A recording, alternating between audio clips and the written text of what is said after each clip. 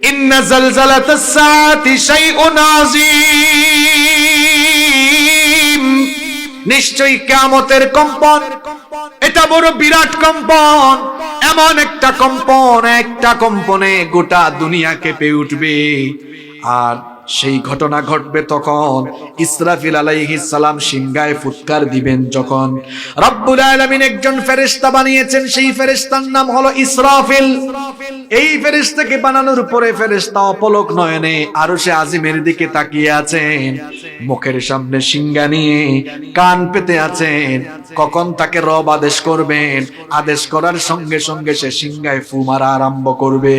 আর কিয়ামতের ঘটনা ঘটার সময় ইসরাফিল আলাইহিস সালাম সিংহায় ফু দিবেন মোট 2 বার। জুড়ে বলেন কয়বার? প্রথমবার তিনি যখন সিংহায় ফু দিবেন, প্রথমবার সিংহায় ফু দেওয়ার পরে একটা সিংহার ফুৎকারে তখন যারা দুনিয়াতে থাকবে কানের পর্দা ফেটে গিয়ে সবাই মরে যাবে। আল্লাহু আকবার।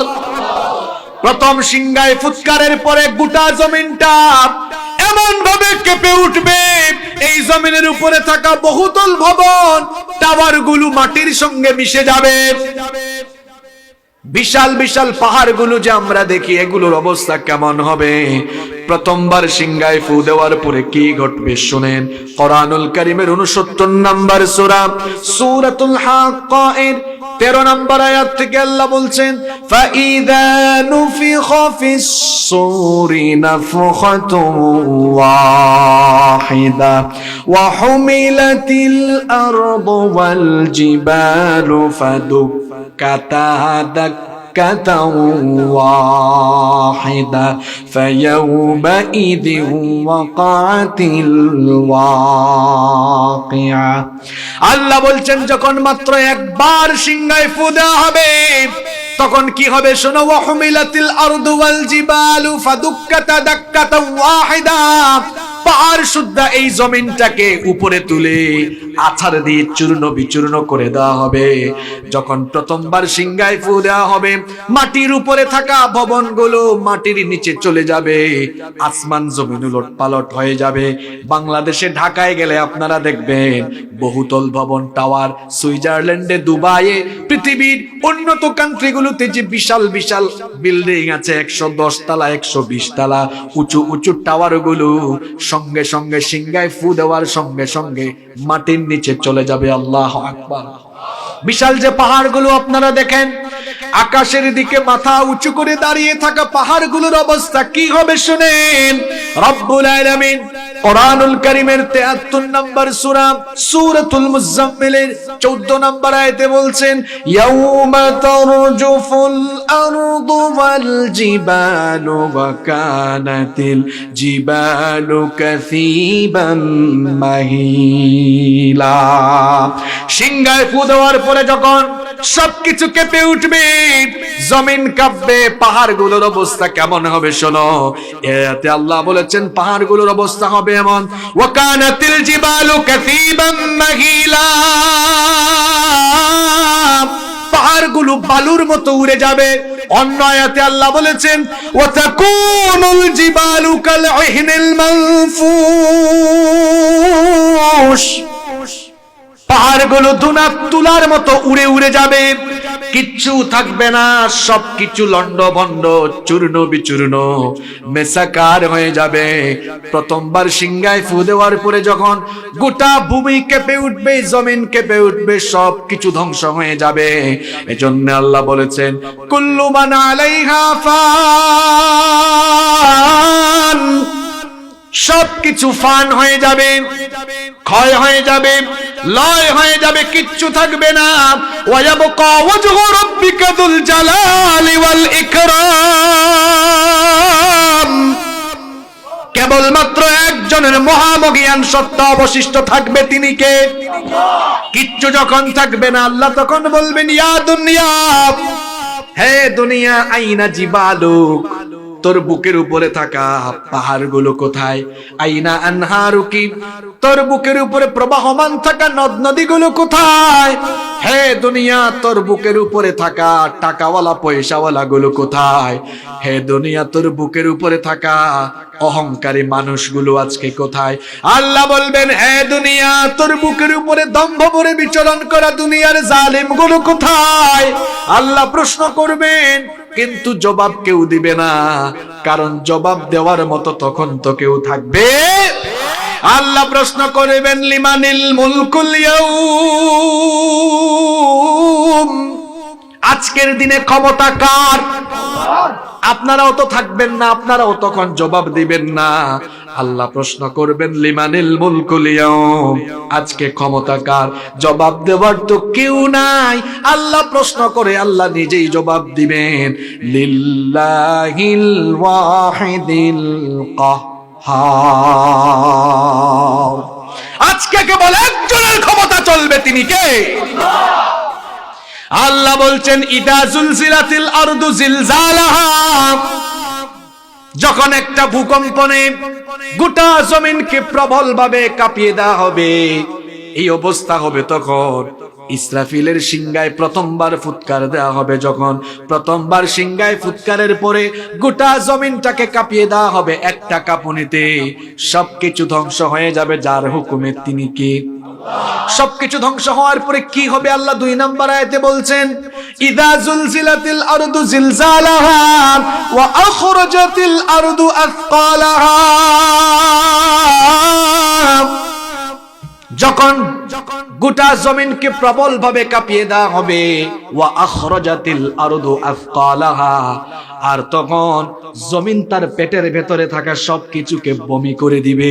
জমিনের নিচে থাকা ভারী বোঝাগুলো জমিন তখন বের করে দিবে। রব্বুল আলামিন কোরআনুল কারীমের 84 নম্বর সূরা সূরাতুল ইনশিকাকের 3 নম্বর আয়াত থেকে বলছেন, ওয়া ইদাল আরদু মুদ্দাত ওয়া আলকাত মা ফিহা ওয়া তাখাল্লাত, আর যখন জমিনকে সম্প্রসারণ করে দেওয়া হবে, প্রশ্ন হতে পারে, হুজুর জমিন আবার সম্প্রসারণ হবে কেমনে? জমিনটা প্রশস্ত বড় হবে কেমনে?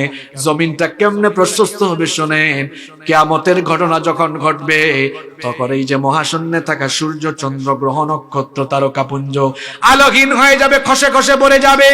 সমুদ্রের মধ্যে আগুন লাগিয়ে দেওয়া হবে, সমুদ্রের পানি শুকিয়ে যাবে। এই পৃথিবীর 4 ভাগের 1 ভাগ হলো মাটি, 3 ভাগ হলো পানি।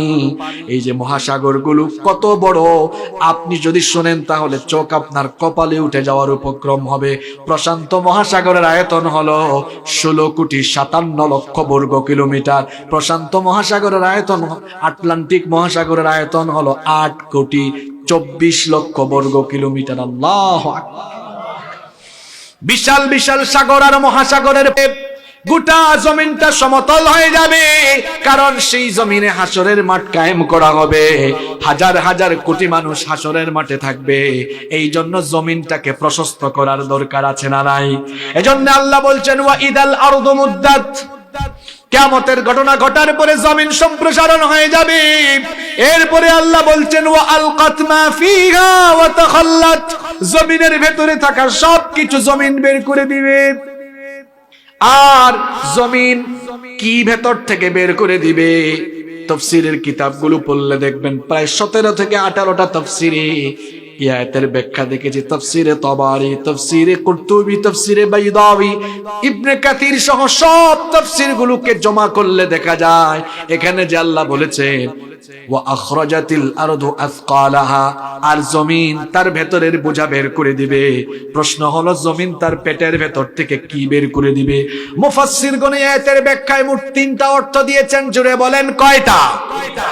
1 নম্বর অর্থ তারা দিয়েছেন, এই জমিনের ভেতরে ঘুমিয়ে থাকা কবরের মানুষগুলোকে জমিন বের করে দিবে। কার হুকুমে? এই ঘটনা ঘটবে তখন ইসরাফিল সিংহায় দ্বিতীয়বার ফুৎকার দিবেন। যখন দ্বিতীয়বার সিংহায় ফু দেওয়ার পরে কবর থেকে মানুষগুলো উঠবে। রব্বুল আলামিন কোরআনুল কারীমের 39 নম্বর সূরা সূরাতুজ জুমারের 68 নম্বর আয়াতের শেষাংশে বলেছেন, نفخ فيه أخرى فإذا هم قيام ينظرون আল্লাহ তাআলা বলছেন অতঃপর সিংহায় দ্বিতীয়বার ফুৎকার দেওয়া হবে যখন কবর থেকে মানুষগুলো উঠবে তখন। অন্য সূরার অন্য আয়াতে আল্লাহ বলেছেন আফালা ইয়ালামু ইযা বু'থিরা মা ফিল কুবুর, মানুষ কি ওই সময়টার কথা জানে না যখন কবর থেকে তাদেরকে উঠানো হবে। এমন একটা দিন আসবে যেদিন কবর থেকে উঠি হাসরের দিকে, মাঠের দিকে আমাদেরকে নেওয়া হবে কার হুকুমে? এজন্য আল্লাহ বলছেন ইদা জুলজিলাতিল আরদু জিলজালাহা, যখন জমিনকে প্রবলভাবে প্রকম্পিত করা হবে, ওয়া আখরাজাতিল আরদু আযকালাহা, জমিন তার ভেতরে থাকা সবকিছু বের করে দিবে। এর এক নাম্বার ব্যাখ্যায় বলা হয়েছে জমিনের নিচে ঘুমিয়ে থাকা মানুষগুলোকে জমিন বের করে দিবে। দুই নাম্বার ব্যাখ্যায় মুফাসসিরগণ বলেছেন আমরা যে জমিনের উপরে জন্ম থেকে নিয়ে মৃত্যু পর্যন্ত যত কথাবার্তা বললাম, যত কাজ করলাম, এগুলোর রেকর্ডিং এর স্তূপ জমিনের নিচে জমা হয়ে আছে। যখন ইসরাফিল আলাইহিস সালাম দ্বিতীয়বার সিংহায় ফু দিবেন, রেকর্ডিং এর স্তূপগুলো জমিনের উপরে চলে আসবে কার হুকুমে? তিন নম্বর ব্যাখ্যায় বলা হয়েছে ওয়া আখরাজাতিল আরদু আথকালাহা, জমিন তার পেটের ভেতরে থাকা সবকিছু বমি করে বের করবে। তিন নম্বর ব্যাখ্যা হলো এই জমিনের নিচে অনেক খনিজ সম্পদ আছে না নাই? স্বর্ণ আছে, পাথর আছে। দ্বিতীয়বার সিংহায় ফু দেওয়ার পরে যখন জমিন তার ভেতরে থাকা খনিজ সম্পদগুলোকে বের করে দিবে, মানুষ তখন কিয়ামতের দিন এই সম্পদগুলো চোখের সামনে দেখবে, স্বর্ণ, রৌপ্য, হীরা, জহরত, মণি, মুক্তা, এত ধন সম্পদ সামনে, কিন্তু মানুষ সেদিন ধন সম্পদ সংগ্রহ করবে না। আপনাদের এই মীর শঙ্কর এলাকায় এখানে যদি আগামীকাল সকালে দেখা যায় স্বর্ণের স্তূপ, সোনা আর সোনা, দেখা যাবে এলাকার মানুষ ঘর বাড়ি থেকে বের হয়ে ব্যাগ নিয়ে, বস্তা নিয়ে, যার যত ইচ্ছা যে যেমনে পারে এমনে শুধু বস্তার ভেতরে স্বর্ণ ঢুকাবে। কিন্তু বলেন তো কিয়ামতের দিন যদি মানুষের চোখের সামনে স্বর্ণ, রৌপ্য, যে কোনো খনিজ সম্পদের পাহাড়ও দেখে, মানুষ কি সম্পদ গিয়ে সংগ্রহ করবে নাকি? আরো জোরে বলেন। কারণ মানুষ ভালো করেই জানে ইয়াউমা লা ইয়ানফাউ মালু ওয়ালা বানুন, কিয়ামতের দিন ধন সম্পদ আর সন্তান সন্ততি কোনো কাজে লাগবে না। আল্লাহ বলছেন দ্বিতীয়বার সিংহায় ফু দেওয়ার পরে জমিন তার পেটের ভেতরে থাকা সব খনিজ সম্পদ বের করে দিবে। মানুষ সম্পদগুলো দেখে বলবে হায় রে হায়, দুনিয়াতে থাকাকালীন এই সম্পদের জন্য আমরা মারামারি করতাম, হামলা মামলা দিতাম, কাটাকাটি করতাম, আত্মীয়তার সম্পর্ক ছিন্ন করতাম, কিন্তু যে সম্পদের জন্য দুনিয়ায় আমরা এত মারামারি করতাম, এই ধন সম্পদগুলো আজকে কোনো কাজে লাগতেছে? ওয়ামা আসাবাকুম মিন মুসিবাতিন ফাবিমা কাসাবাত আইদিকুম ওয়া ইয়াফু আন কাসীর। তোমাদের উপরে যত মুসিবত আসে এগুলো এমনি এমনি আসে না, এগুলো হলো তোমাদের কৃতকর্মের ফল। আবার অন্য আয়াতে রব্বুল আলামিন বলেছেন যাহারাল ফাসাদু ফিল বাররি ওয়াল বাহরি বিমা কাসাবাত আইদিন নাস, স্থলে এবং জলে যত বিপর্যয় ঘটে এগুলো মানুষের দুই হাতের কামাই বলেছেন কে?